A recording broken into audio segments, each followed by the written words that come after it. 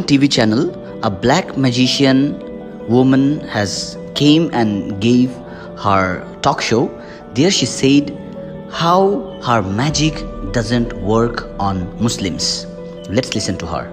When faced with various religions, it is very difficult to influence Muslims.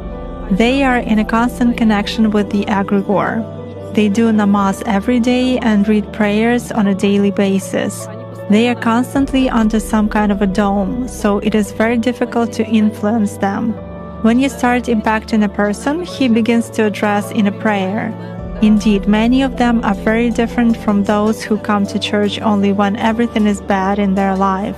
They come to pray and then for 5 years they forget about God, some canons, and so on.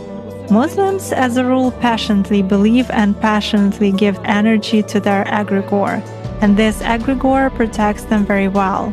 That's why it is very difficult to work to make any kind of influence on a true Muslim believer. Is this some kind of a good egregore? Well, for them, yes. This egregore is good for adepts who contribute good energy to it. How do you sense it? For instance, you have found an energy trace of such person. What's next? Do you try to drag him somehow to visualize this threat and you fail? Or how do you do that? It disappears. I cannot get a grip on it. I focus on it, but something immediately knocks me out of the flow, just like that. Or I visualize a person in front of me clearly and can affect him even at a mental level, but some image is not created in my mind at all. I even look at a photo, reproduce an image, but it vanishes from my mind. Thus, I can clearly see that a person is covered with something.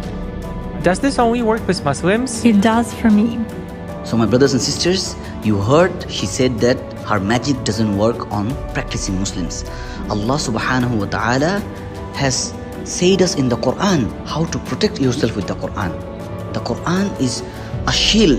When you recite this Quran, when you pray 5 daily salah, when you read Ayatul Kursi, when you read the Al-Muawwidatayn, the last 2 surahs of the Quran, then no devil, no shayateen, no jinn, no black magic can work on you.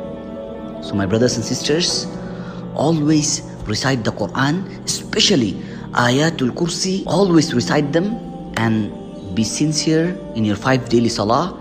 Nobody can harm you, no shayateen, no devils, no jinns, nothing. Allah subhanahu wa ta'ala will protect you with his shield.